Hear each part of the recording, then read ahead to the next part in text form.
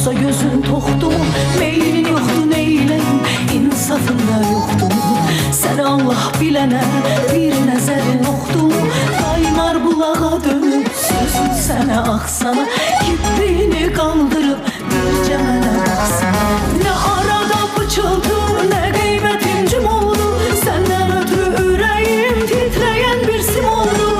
Gözümü dəydi gözünə, qarğadımı haqq sənə, qaynar bulağa dönüb sözün sənə axsana, kippini qaldırıb bircə mənə baxsana.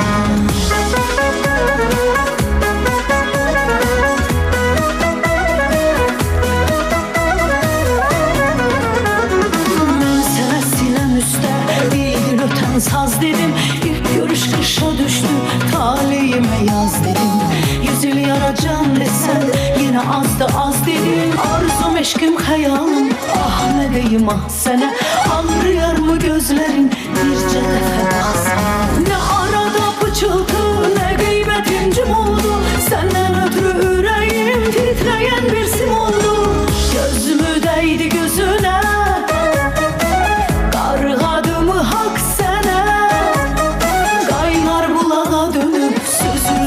axsana, kippini qaldırıb bircə mənə baxsana.